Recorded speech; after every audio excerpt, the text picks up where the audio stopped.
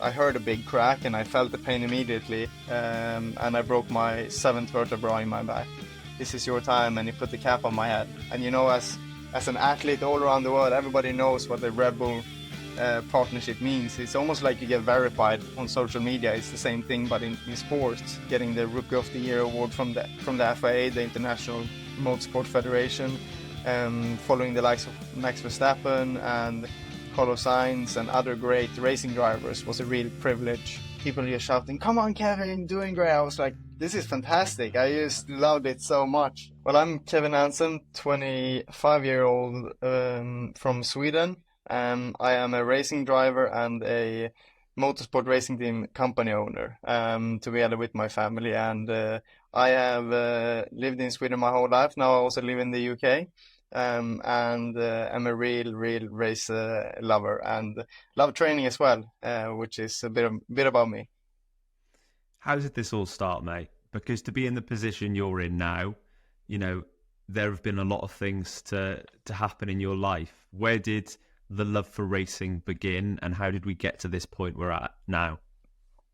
Well, my family's been racers all their lives, and my first race, I was only a month old. I got on a plane together with my mom down to Portugal to watch my dad, because my mom and my dad have always raced in rallycross, the sport that I race in. So my dream from growing up, since being super young, has always been to do rallycross. So growing up around the world, traveling with my dad and my mom and the race team that we had, just going around in our bus that we had with the race team, traveling Europe in those days, and just dreaming about being my own racer. And as soon as I could start driving go-karts, I did. I was 5 years old when I had my first go. And then from that point, I did a few years international go-kart. And as soon as I could again, I switched to rallycross, the sport I love. I was 14 years old when I actually started my career here in the UK, in the Suzuki Swift junior class that you can enter from a very young age. And I did that, and from that point I was hooked, as much as I've ever been to the sport.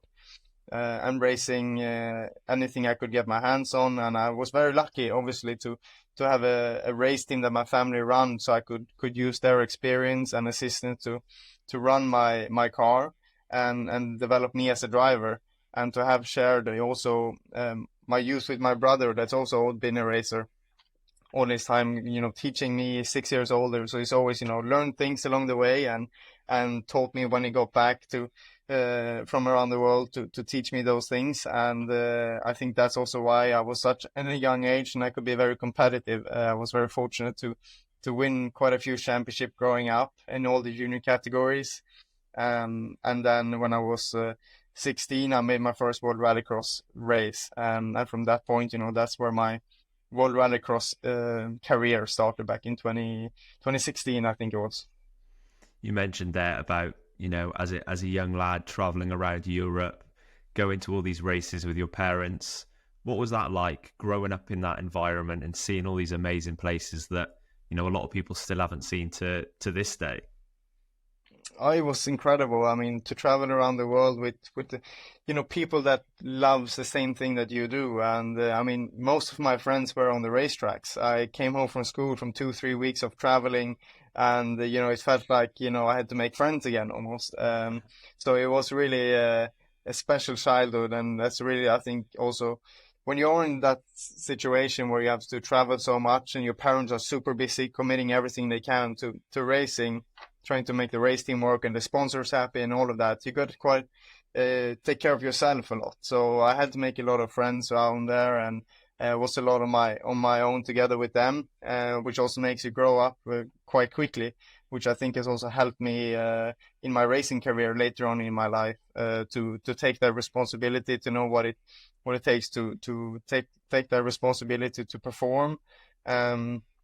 But I mean, growing up on the tracks and in the bus with my family has been, I think, the most amazing childhood. And we don't maybe see so many of, like, let's say you go racing in Hungary or you go racing in Portugal. It's like people think, oh, that's beautiful. But we literally drive to the racetrack where it's, we normally say it's a gravel hole. and you race and you enjoy it, and then you drive home or fly home. So you do see a lot of places, but maybe not the touristy locations, which is also, I think, quite a special one. It's a bit like actually when you go abroad to run a marathon, maybe you're running the major marathons or whatever, and you go out to, I don't know, let's say New York, and somebody says, "Oh, did you have an amazing time out there? It's amazing, isn't it, in New York?" And you're like, "Well, actually, on the Saturday, I tried to walk as little as possible and just stayed in a hotel. And then on Sunday, I was in so much pain. Probably Yeah. not, actually."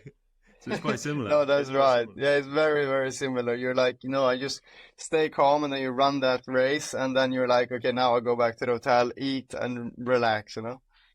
You mentioned there about kind of all your friends being at the racetrack, and it's one thing I love about motorsport when you kind of look in from the outside is that there does seem to be this friendly environment most of the time behind the scenes, but then on race day, it's literally every man for themselves or every woman for themselves. Is that a feeling that's felt behind the scenes as well? Yeah, I think especially our sport, rallycross, in the world of motorsport, if you look at Formula One, for example, or in the junior categories of Formula One, everybody's just there to win. There is very, very expensive, obviously. Everybody's just trying to bulge their way through, and it's almost like in the racing world of sides. I call my side off-road. In the racing side, it's almost like you're not allowed to be happy if you're not winning or if you're not reaching Formula One. But in rallycross, it's an amazing spirit because we're very much all access. So fans can get really close to all the athletes, all the drivers, all the teams. And it's a very open and lovely feeling. And it's almost like a family, all of us together traveling the world. And it is a very open and humble experience. And I think, obviously, when you get on the racetrack and it's race day, no one is your friend anymore. You have to be very aggressive and you have to take your place for sure. But then I think the general atmosphere is very, very lovely to be in. And even if, as a spectator, you enjoy it so much more, I think, than if you go to a Formula One race where it's, you got to have that pass for this area, that pass for that area. Rallycross, everybody is really welcome and you can have a great experience, get really close to everyone, can really feel the sport in its core. And that I think is something that for sure is special to our world of racing. But then, like I said, when you get on that racetrack, you're there to win and you have to perform as best as you can for your team and your partners. So it's for sure is maybe not the super friendliest of atmospheres on the pre-grid, but then after, normally we can have a laugh about it. You mentioned team sponsors. Can you remember when the connection first got made with Red Bull? How did that first happen? Yeah, I was our racing team actually joined with Peugeot Sport. We were a factory team back in 2014, and I've been going up in the junior categories and reaching the category just below the World Championship. And obviously my race team, or my family's race team, had two drivers there. One was my brother, and they had RedBull sponsorship. And I was pretty much like a junior team, and in the beginning of the year was only self-funded from our small partners and our race team to try and make it happen. But then I was doing quite well that first year, and as soon as I turned 16, I think it was a month after, one of the RedBull bosses was at the race and really, were proud of my performance and my approach. I think I fitted the brand now when I look back at it. And just on the Sunday before the semifinals, he pulled me into the race trailer and said, "Kev, this is your time," and he put the cap on my head. And as an athlete all around the world, everybody knows what the Red Bull partnership means. It's almost like you get verified on social media. It's the same thing, but in sports. So for me, that was huge, and I always dreamt of being an athlete. And now 10 years later, from that day, 10 years together with them, it's been an incredible experience, and they're so much more than a sponsor. It's really a partnership, because you go through so much in your racing career. You grow up and you develop and you reach good heights to succeed, and then you have times where it's really tough. I broke my back in 2022 on a race, and the people that took care of me the most was Red Bull. They brought me to the training center. All the scans, all the rehab was all through them. And I think that is the amazing thing about that company, that they really look after their athletes, because they know it's such an extreme sport that all of them participate in.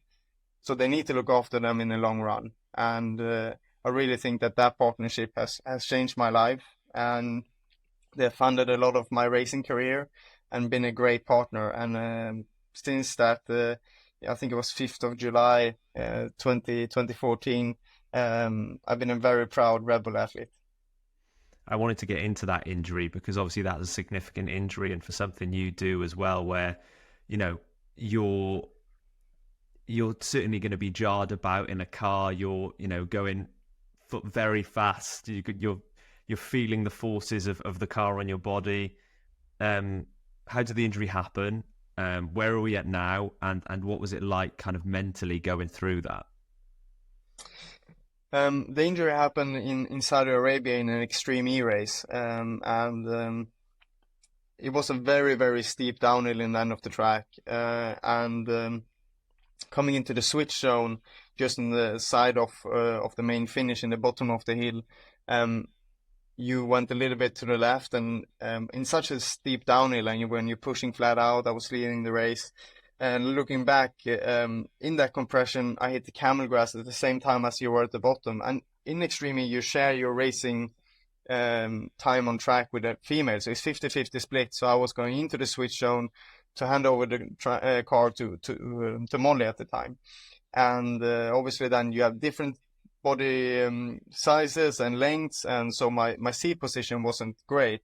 So in that compression, my hip moved forward, because it was such a hard forward impact. So my hip moved forward, but obviously my shoulders were fully strapped in.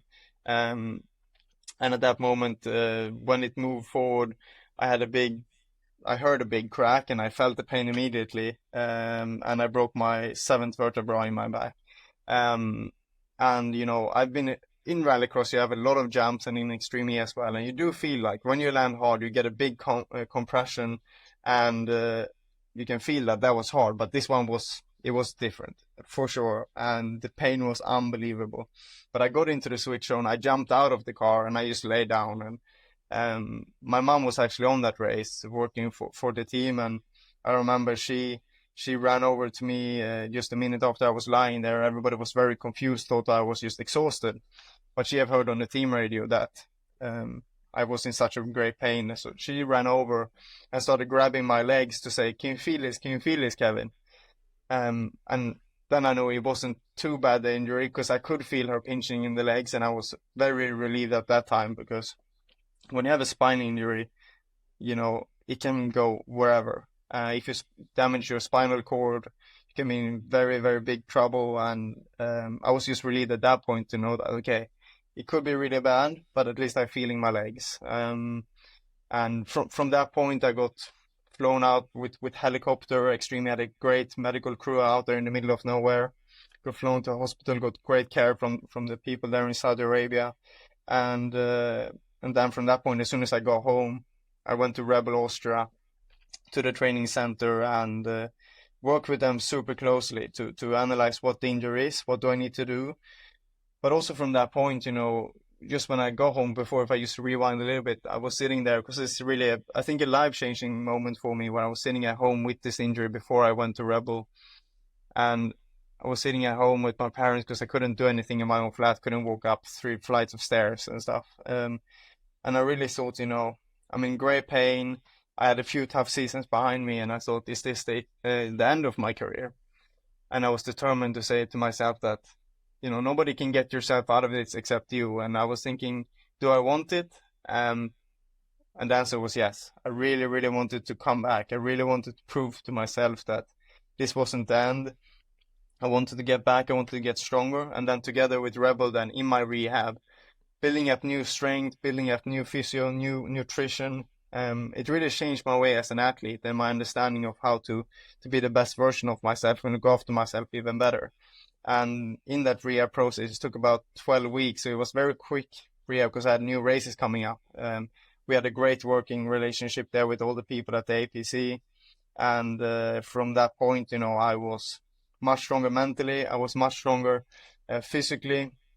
And I was much more happy in myself, because I knew I've taken a step forward in my career. And it was a really tough time, but I'm actually looking back, I'm so happy that it happened, because it changed my life forever.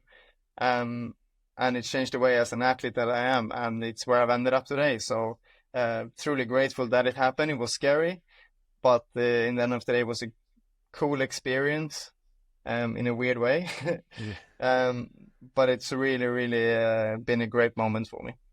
Sometimes it's really strange to look back on these things that at that moment feel like genuinely the end of the world. Like you've wanted to do this since you were born, basically. You sat in your first car, like you said, your first race at 5 years old, and to kind of be sitting there early 20s, like, is this the end of my racing career? That must have almost felt very overwhelming, but to have the maturity now to look back and to see that it's probably made you a better athlete in the long term is very impressive. And talking about kind of physical health there, how important is your body, how important is your fitness, how important is that physical capability when it comes to rallycross and racing? I think it's our sport is very, very intense. It's pretty much like if you compare it to athletics, it's like running 100 meters compared to running a marathon, like you can do when you drive the Dakar, for example. So it's a very, very short and intense sport, but we race many times during the day, and in the end of the weekend is when the big final is and where you get the most points. So to be physically strong for those few laps is maybe not the thing, but to be physically prepared for a draining long weekend where it's fans and there's engineers they need to feed back, and you get peak adrenaline in our races, which takes, if you have that many times, it does drain you out. So to have that capacity is really where the cardio training comes in, to keep a good health throughout the long run and keep your brain oxidized and ready. And the strength part of things really comes into keeping safe. And if you have a failure of the power steering, you need to obviously do damage limitation. So there's where you need to have a strong upper body. And then coming to my spine injury, core strength is super important. To have that strength when you jump and you got to brace for impact. It's super important to have that strong core to protect yourself. So it's really a way of building up and preparing yourself for these hard moments.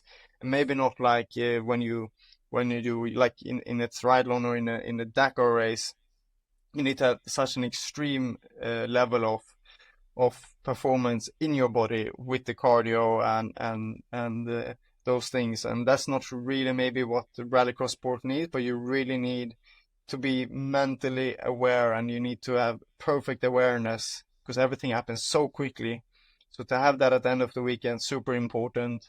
To be strong, to not get worn out during those many races a day, super important. And obviously to protect yourself in those heavy impacts. Those strength things are super important in the core. So I do train a lot, especially together with RedBull, still getting training programs, adjusting. I go back twice a year to analyze my cardio, my strengths in core, in legs, in hips, in all the upper body, and used to develop that together and get a better athlete step by step. It's very, very fun to have that, working towards exactly your sport, because I obviously train very different compared to other athletes in other sports and stuff. So it's very specific for my sport, which is also very, very fun to not just train generally things and keep healthy, but also train that very specific way of training to be as good as I can.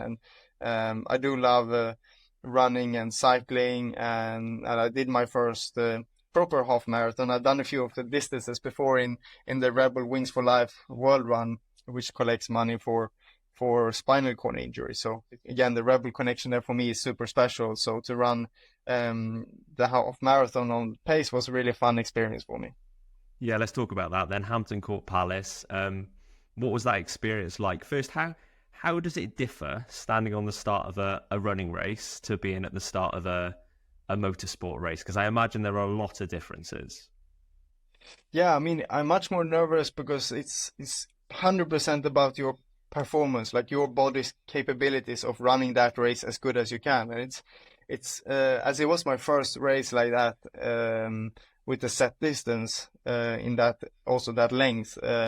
I was quite nervous to know how I could pace myself, but I was I was really nervous at the start, and it's almost like in the beginning of the race, you're like your heart rate is higher just because you're like, oh, is this a good pace? I'm a bit nervous. All people are passing, because everyone is super excited in the beginning. So it was really nerve-wracking, especially to like I had a goal to run under 1 hour 50.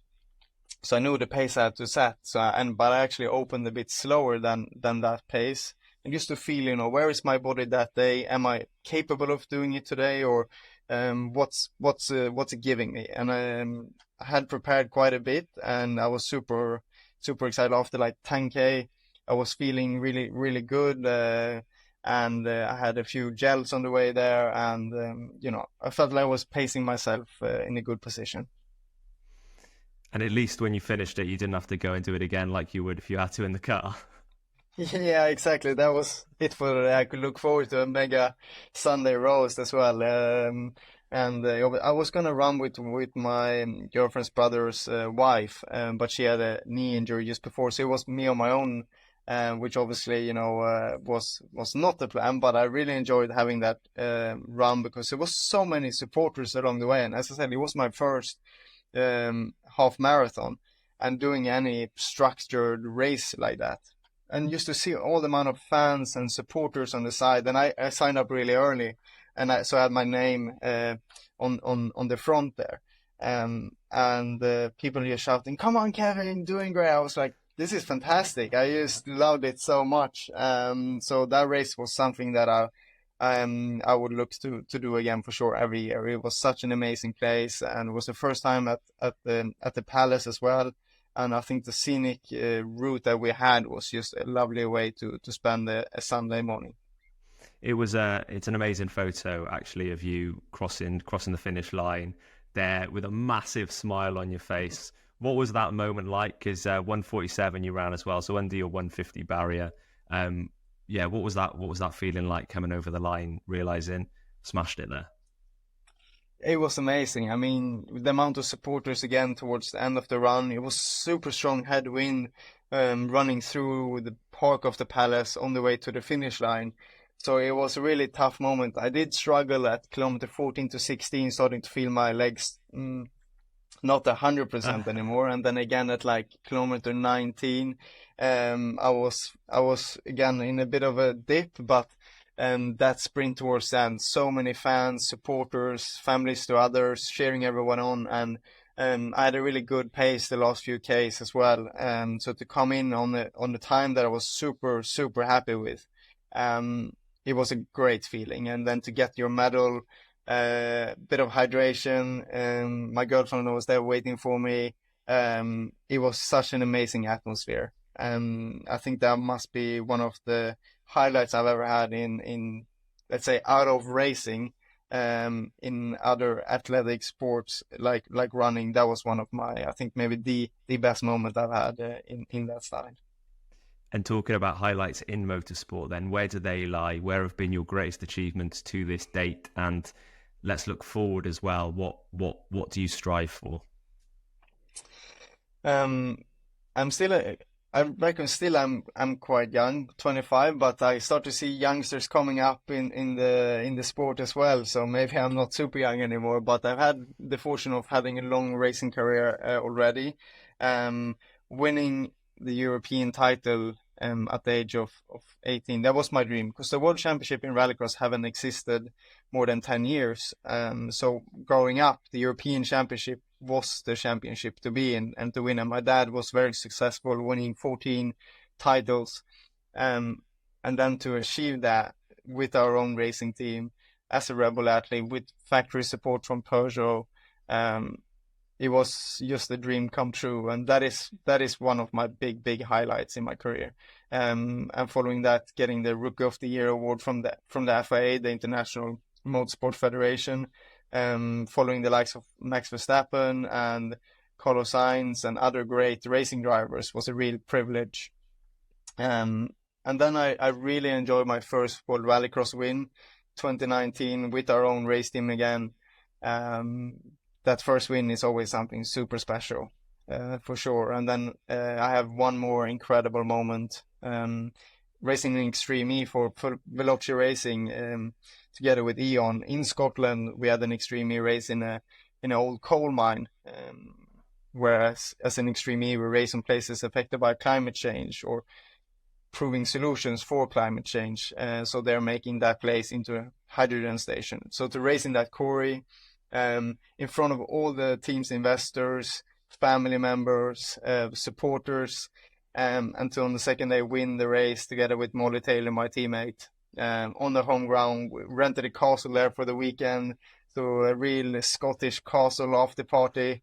It was an incredible moment, just to bring it home. Everybody's dreaming of that weekend, to have a win on the last day when everybody's there. The pressure is really, really high, and to pull it off in front of the team's investors and sponsors, it was like ticking the box. Great job. A fantastic feeling to feel like you actually delivered what they really, really dreamt of doing that weekend.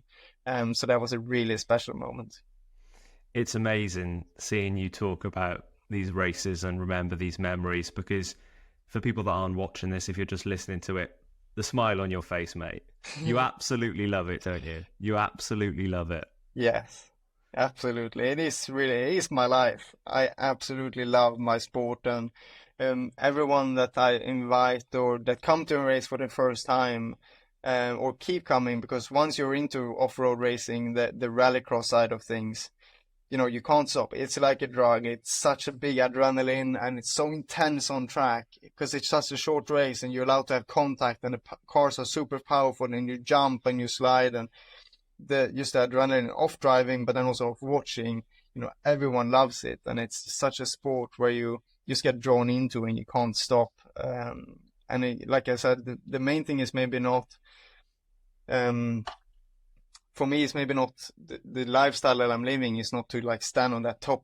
step of the podium, because it's such a short moment of time, just a few minutes. And I've thought a lot about it. Like, that's not maybe what I'm working so hard towards, to stand on that top step for that two minutes.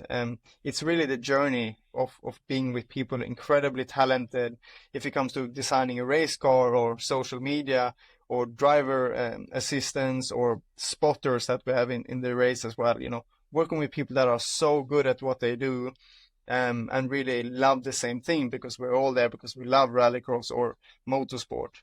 That is really why I do this. It's such a privilege to work with talented people in a thing that you love so much.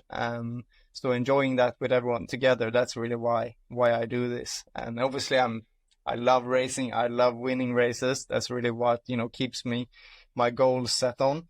But living that lifestyle, being an athlete, working with great partners, great people, it's what makes this smile so big. And do you think that injury and going through that has made you appreciate that even more? Yeah, I think so, for sure. That injury really was, like I said, for me, it was a great thing to happen, because I got perspective. I got to challenge myself. I got to train harder than I ever had before. So to come back, to be better, I could really feel when I came back to the racetrack, I was a lot better as an athlete. So to feel that progress and to feel that, self-trust and belief in myself and succeeding and feeling a progress. I think it was the first time I really felt a big step in progress in my career, because sometimes, it gets a bit blurry. You're just kind of moving forward and you take step by step somehow.